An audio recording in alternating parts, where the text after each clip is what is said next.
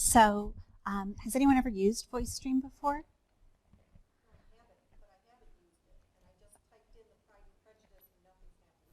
Okay, so maybe we need to get you connected to a source that has the book. So I pulled mine from Bookshare, but you can pull it in from if you have documents in the car that you want to listen to. I know I had students listening to their driver's manual. They pulled it off the web, like the PDF, like, how to, learn off the government website. They had a PDF of it. Yeah, so they were listening to that. I have a colleague who uses this, and she listens to the kids' work, like the kids' writing on the way home from work. She's like, well, I'm driving, got my half-hour commute. I'll listen to it. So she's connected it to her Google Drive account to do that. So it has a lot of powerful capabilities. But I know some of us kind of chuckled when we said, oh, the voice is pretty good. But let's think back 5 years ago. I mean, some of these voices were really clunky. And if you experiment with them, a lot of them are natural sounding. But if you are working with a learner who likes a human reader, I'm going to show you another tool next. But what I like about this is that it does increase independence. You can really crank up the speed. Our former head of school, he listened so fast to all of his work. I mean, I was like, there's no way he's retaining it. But his ear listening was so high that, he was definitely understanding. So it's something you have to work on. How many of you ever enjoyed podcasts in the car? Podcasts? You know how you can crank up the speed on a podcast? Okay, this is just a funny story. So I was in the car and I was listening to, again, nothing educational, very silly podcasts. And my husband hopped in the car and he's like, what are you listening to? Is this like a cartoon? Because I had it cranked up so high. I said, what are you talking about? And I'm laughing, having a good old time. And he's like, you have to slow this down. I can't follow. It was going too fast. But my ear listening just has gotten faster and faster over time as, I'm using my ears more to listen, to read. So it's really great. And I think our society is changing in that way. I don't know if any of you captured on the Super Bowl when Audible did listening's the new reading. I literally fell to the ground, burst out in happy tears. I mean, I just was screaming, finally, we're getting there. And I know that they were selling their product, and that's all well and good. But it's also opening up a lot of opportunity for some of our students who have struggled with traditional reading. So, Jackie. Yes. I have a question. Mickey from DHS. So you're recommending some tools to help those students with disabilities with their reading. And you mentioned the ear listening and just that you mentioned about your administrator that had a really high level. Mm-hmm.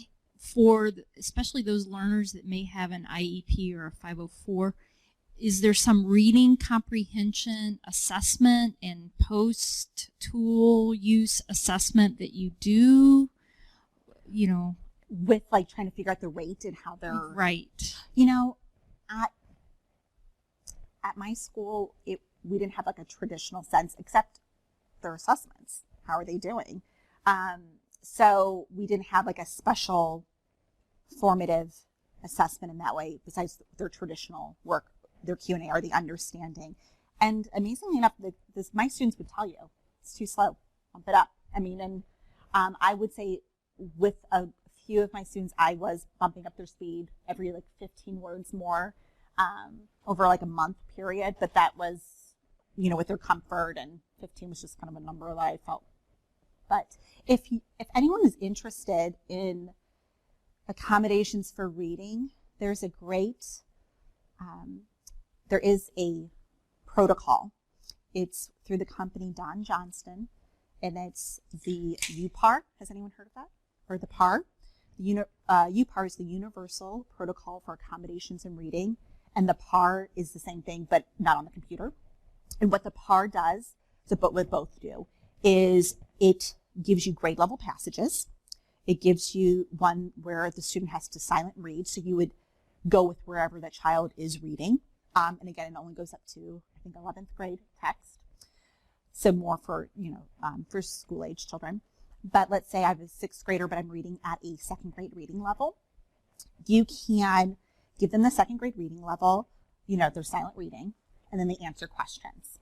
And it varies. Like I think there's like 10 to 12 questions.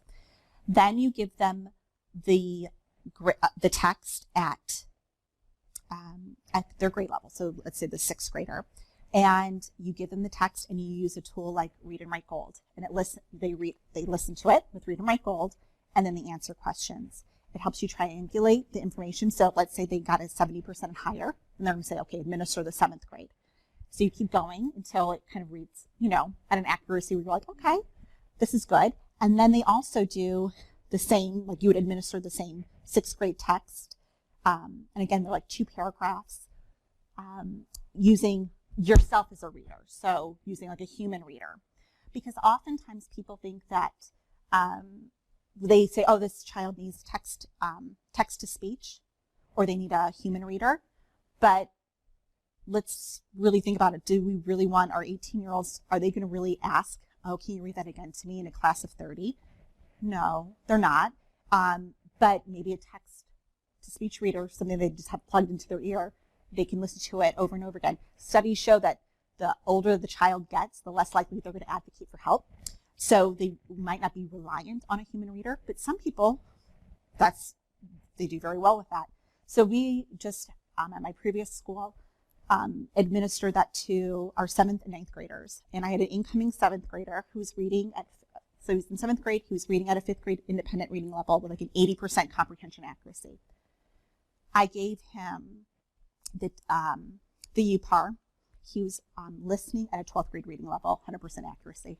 And he was a double gifted kid. He couldn't decode. Well, he could decode, but not as well as, as a typical 7th grader.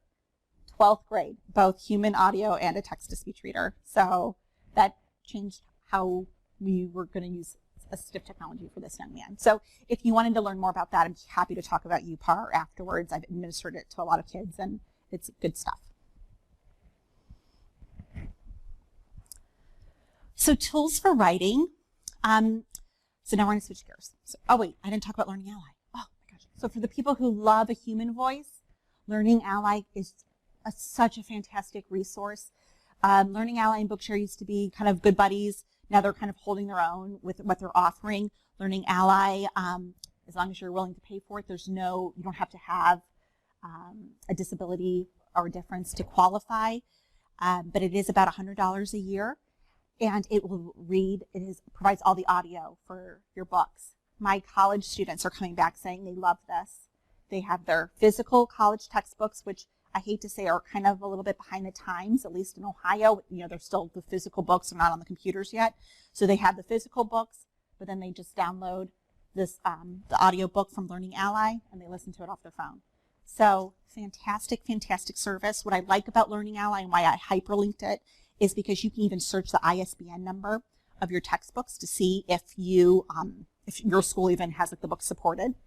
We liked it so much, we bought it for everyone in our district because all of their ISBNs were on there. So they're adding books to it constantly, but they're actually human volunteers that are reading these books aloud. You can increase the rate and, decrease the rate and speed, and they're really working hard now to scan in all those books so you can really see the print. Because we all know, as when you're reading, it's best if you can link what you're hearing to something, so either an image or a word, something just to help those multiple modalities. So that is Learning Ally. So tools for writing, audio notes and color notes in Android. They both have the accessibility feature of you to be able to dictate into it. You can also have word prediction turned on, so you can use that. And also typing in. So those are kind of great because we carry our phones everywhere with us, right? So it's kind of a nice way to pull out a note. I was using audio notes when I had my iPhone to tape my daughter's teacher's conference. So I just put it on the desk and, do you mind if I record our conversation? Sure. So I recorded it. I was able to type and listen to the teacher as she was dictating. And it helps me to kind of be able to go back. And just a good point when you are teaching someone to use speech to text for writing. You always want to be able to put down some key words as you're going. You just don't want to press record and walk away, just because that's a long time to then listen back through. So I always tell my students, draw a symbol, type one word, do 1, 2, 3, 4, stop and do the recordings just to chunk it down a little bit so you can find what you're looking for. So those are great. Those are both free. Writing in Google Voice Typing. Anyone ever do this? Oh, you guys are going to love this. All right. So those who are Google users and those who are not, I hope I'm maybe converting you to using Google. So they offer this for free within a Google Doc. And it's just under Tools. And it's called Voice Typing.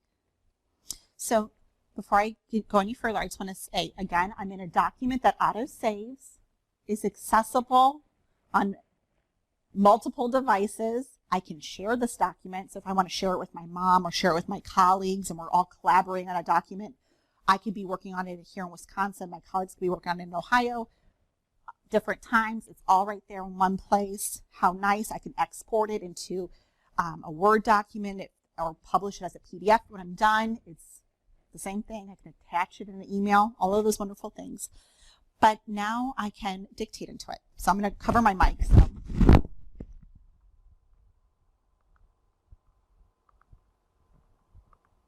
I'm using my voice to type, period. It is really easy to use, period.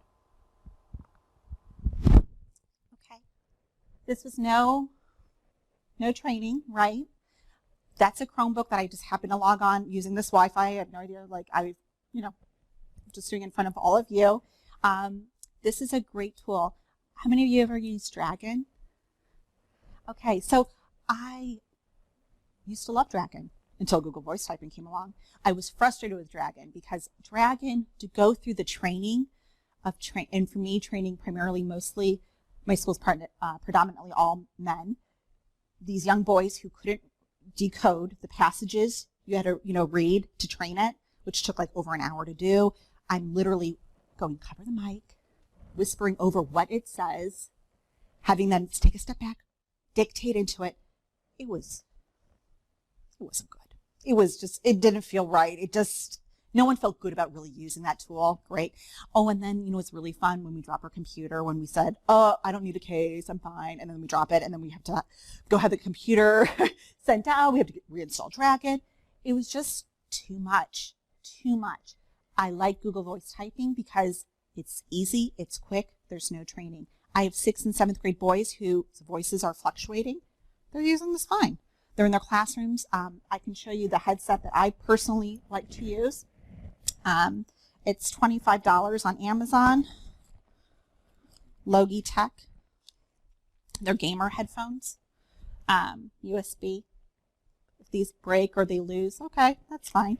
But I demoed that without a microphone and it picked up great. So one of the really important things when you're teaching voice to text typing is adding that punctuation. So one strategy that's helped me, and I hope will help you, is when I'm working with a kiddo, I'll cover the screen so they're not looking at the text as it's like generating, because then they kind of get behind. So I just say, oh, let's just cover that screen up. Or I also teach them we have to talk in full thoughts. We're still going to pre-write, right? This doesn't take away from writing. This is just one step of the writing process, right? So we're still going to pre-write together. I might have them do a bullet list for their pre-write using Google Voice Typing, but we still have to organize our thoughts. But the act of writing, we use Google Voice Typing. And I've been in a class of 30 with their headsets on, some with, some out, and it's magical to see some kids typing, some kids are dictating, but we're all doing the act of writing. Again, some people think speaking it's not writing. Just remind them, this is just one stage of the writing process.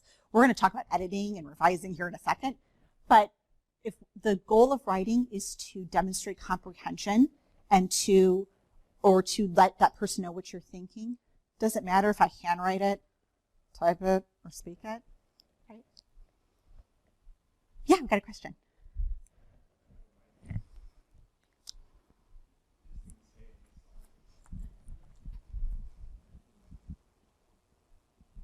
Andrew again from Access Independence. So I want to agree with you but disagree with you on Dragon. So I'm sure that in your situation for your the application you're using, that Google Voice worked best. Not everybody has online connection. Dragon will work just fine without the internet. Dragon also does full voice control, not just dictation, and you can do editing on the fly with your voice. So there's appropriate places to use Dragon. Absolutely.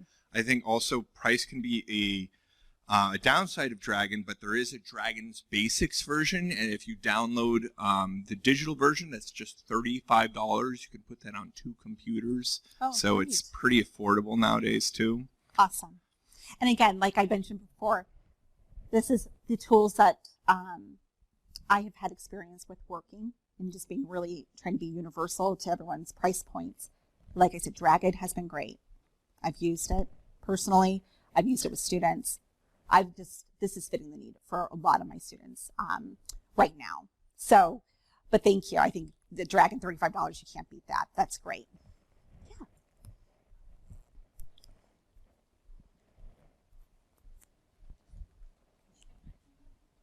I'm not too good at boomerangs. This is Cindy. One other thing about Dragon versus Google is that in the workplace, you do not see Google Workplaces the way you see Google Schools. Sure. So in workplaces, especially ones that have to comply with HIPAA, you're not going to see access to Google being used as a tool when you have to comply with HIPAA because of security issues. Sure. So in a workplace, you're more likely to be using something like Dragon. And then just one other thing, Dragon doesn't torture you the way it used to. That's good to know. The enrollment is much simpler than it used to. Good, because that was, I just remember going, this, like the Nuance company, I was like, that's hard. Oh, so speaking of online tools in Google Chrome, there's a tool called Grammarly, very similar to Ginger. Some of you have used Ginger before, but Grammarly is an editing tool, and it collaborates into your email. It works in Google Docs. It works in Microsoft Office. You can use Grammarly a lot of different places, but it's a really nice grammar checker.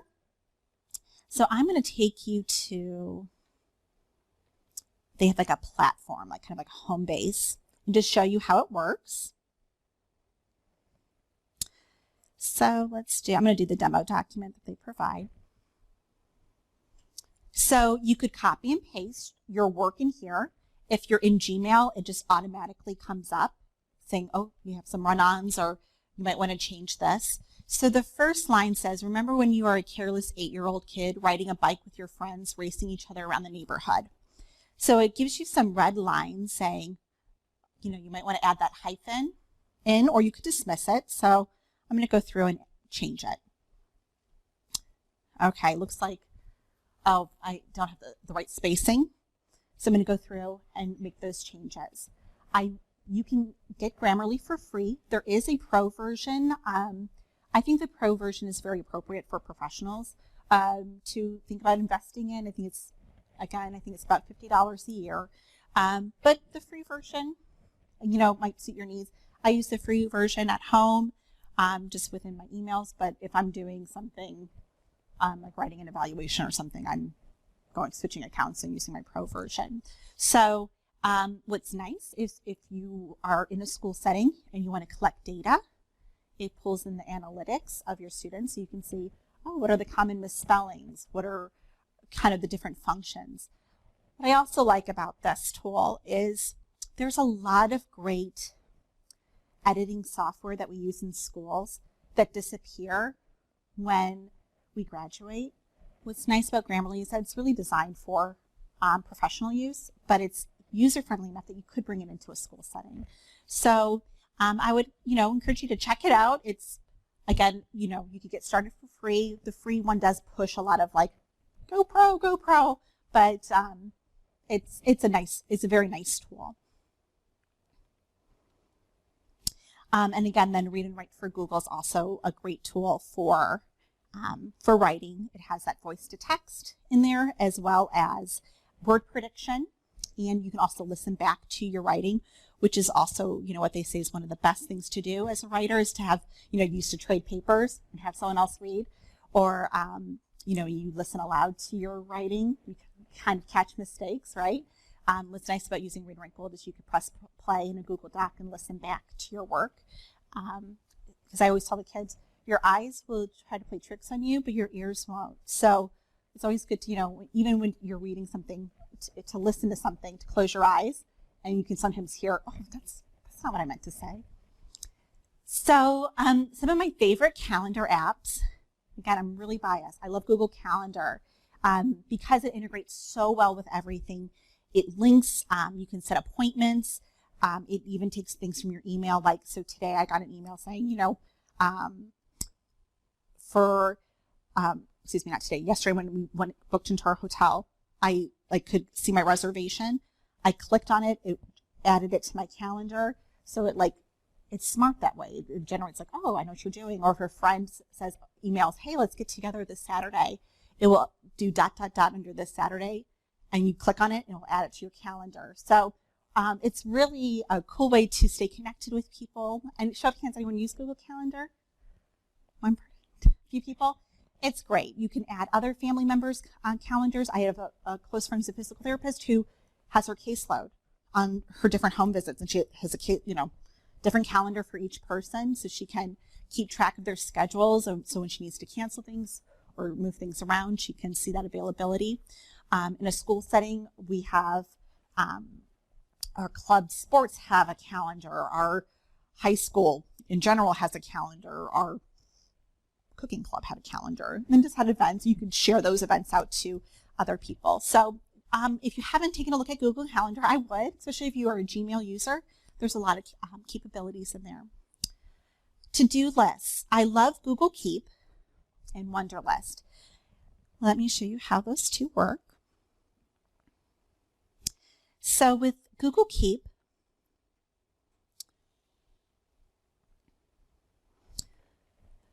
it's like a Post-it system. You can have it on your phone, you can have it on your computer, but you can see I'm doing a few things. First, did you notice the little G, the Grammarly trying to help me out, which is nice. So it comes in all these applications. But if I want to make a list, I can make a list. I can set a reminder. So now that one-time thing, I need to go to the grocery store to buy milk, but maybe I do that every Monday. I could do that one time, set the reminder one time, and it's set up for every Monday. I could add this list. So maybe I need to send that, honey-do list to my husband. You do it, and it would add the person you want to share it with. You can change the colors. You can add images. So how Mo was talking about a picture schedule. You certainly could add pictures here to make it your own. This is just the archive button, so you can save it. You can add labels to things if maybe you have labels for different kids or different caseloads, things like that. So it's really easy. You can add it in Google Keep. It syncs up to your phone. It syncs up to everyone who has it. So you're putting that to-do list in one place. I used to be a really big Post-it person, but then there was a really embarrassing thing that happened to me, and I had a Post-it, and a student read it, and I was like, oh my God, they did not need to know. I needed to go pick that up at the store. And I just remember thinking to myself, I gotta have a better method than this, because my Post-its around my computer and in my bag and crumpled up in my pocket was not working anymore. So I switched to Google Keep, and I've been very happy with it since. The other really nice to-do list app that actually one of my students told me about is called Wunderlist. And how this works, it works in both Android, Chrome, iOS devices, is that if you are more of a linear person and like things kind of just more, not in the Post-it kind of fashion, but more of a to-do list, you can make your lists. You can do a lot of the same capabilities as like to share your lists out. Unfortunately, you can't add images to this one, but you can, if you're a person that likes, oh, I did that, I'm going to cross that off my list. There is some kind of like satisfaction there with that, which I totally get. So that's Wunderlist. It's also free. You just need an email account to get started with that one. All right. So I wanted to slowly start wrapping up, but I wanted to talk about just some other great tools to know about. presentation and blogging tools. Has anyone explored Adobe Spark? No? So, well, I have been using Google Blogger, and I've liked it. But I was trying to think for some of my New Year's resolutions always start at the beginning of the school year, in that school mode. But I was going to start blogging about this new kind of different career path I was taking. And I looked at Adobe Spark, and it is really fancy. And you don't have to be a graphic designer to like use it. If you have like basic computer skills, you can use it. And so I just wanted to share that because there's a lot of great resources that I know we all have. And sometimes when we're presenting things out, I don't know about you, but I get nervous like, oh gosh, does this look professional enough? Or maybe I want to show my boss or show the world, but I don't know. So I always wanted it as a professional share. This is a tool I'm going to be diving into. It's great for blogging. Be great for your students. It really does look really sharp and sleek, but without too many bells and whistles and without you having to be a, graphic designer. So, and then I included some anxiety apps. I think that's a topic, mental health in general, that's not really talked a lot about and should be in general, but especially within the population of people that we work with. And it's a real thing. And so I wanted to share 2 apps that my students have shared with me that they have said have been really helpful. So the first is SAM, and that's on iOS, and then Pacifica on Android. And I've tinkered around with Pacifica, and I really like it. They walk you through the meditation. They walk you through deep breathing. There's a lot of different choices and customizations, and both keep track of how many times you go in and use it. So if you're working with maybe someone who you're working on that, and that's maybe part of the conversation, but we can't do enough to demystify this and hopefully help a lot of our students and learners and ourselves that are anxious. We live in a ever-changing world. So I just wanted to plug in those 2 that they've been talked very highly about across 18-year-olds in Ohio. So if that says anything. I feel like if the 18-year-olds think it's great, we're sold, right? So yes, they're both free. And if you have any questions, I'd love to stay connected. This is my Twitter handle. If any of you are on Twitter, let's definitely stay connected. That's a great way to network. And I included in the part of my notes some great Twitter chats that talk about assistive tech that happen every Wednesday night at 8 p.m. I also follow a lot of great assistive tech people. So if you follow me, look through all my friends lists, and we can follow each other. And then if anyone's going to Assistive Technology Conference in January, anyone ever go to ATIA? Okay, I'd love, if you ever go to that conference, I would love to reconnect. So if there's any questions. So we'll have some time for questions, and just really quick, Jackie's contact information is capital J ACKIE dot capital HERSH at capital WEST capital G.org. And her Twitter handle is the @ caps JHJ little HERSH. So questions, comments, success stories. Here in about a half an hour, I'm just going to keep running across the parking lot, right over to the training center. I am so sorry. I'm not trying to steal your thunder at all. No. Your presentation is great, and I feel you're super knowledgeable. But something I just wanted to add about the organizational tools. So AnyDo is for both of them, and that works just as well as Wunderlist or Right. Google Keep, although I swear by Google Keep. In fact, I've got a smartwatch, and I have Google Keep alerts being sent to my smartwatch to remind me of stuff, so it works really well. But something to keep in mind with both Wunderlist and AnyDo, they have free versions, but there's premium versions as well, and kind of like the full unlocks. If you want the full thing, you're going to have to pay for a subscription. Yeah, that's the other thing in terms of like anxiety apps. There's a lot of really good mental health apps. I recommend people try the Wrap app. for crisis management and have a crisis plan. I totally forgot the other one I was going to bring up. Anyway, but there's a whole bunch of really good mental health apps, but that one's the one I recommend over any other. Is it rap? Yeah, it's spelled Sorry. wrap, like wrapping a gift. I don't remember.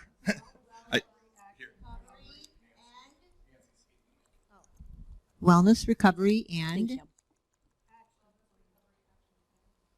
Thank you. thank you. It would have come to me in like an hour and a half or maybe 2 hours, but Thank you.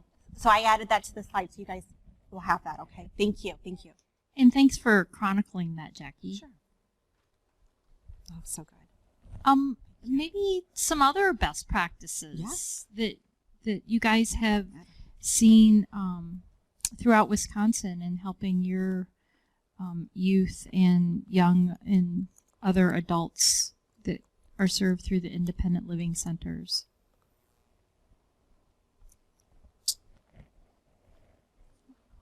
Dailyo. There's one called Dailyo, and you can set reminders, and it checks in and asks, okay, how are you feeling? So if you have a migraine, you can put meh, and it asks what you're doing, and you can set reminders of doing it at 8 a.m., 12 p.m. You know, you can set separate alarms for it to just check in with you and see how you're doing, and it lets you select different things. Awesome.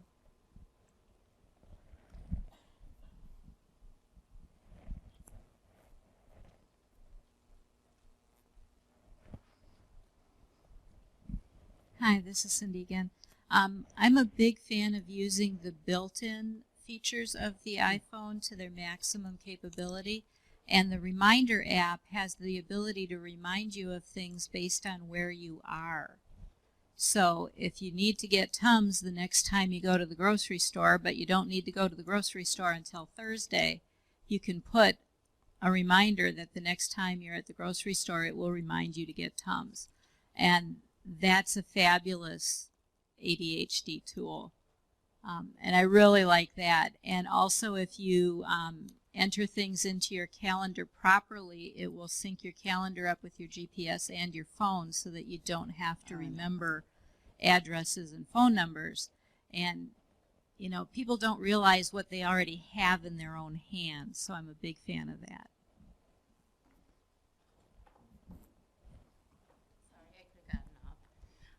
Just a follow-up question to your question, Cindy. So does it track you that you're at the grocery store? So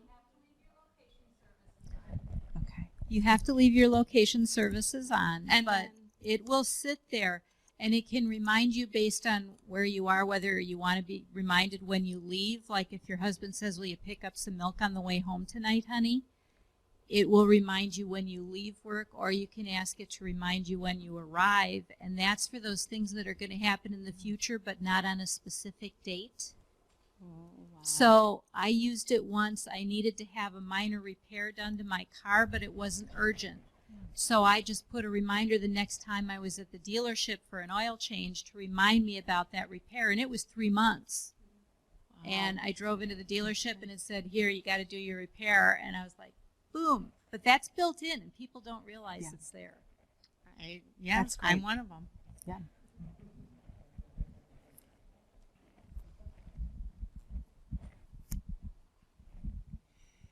okay, Cindy knows this about me. I'm technologically challenged. But I thought at the last training, now correct me if I'm incorrect, but I thought that the leaving your location thingy on was not a good thing. So do you have to leave your location thing on all the time in order for that sync Yes. stuff to work? Yes. Okay. Leaving your location services on, I'm not sure why that's not a good thing. It might be for security. I don't know. I'm not. Well, I'm not paranoid about that. It's somebody. I had my identity stolen one time, and somebody gave it. They gave it right back.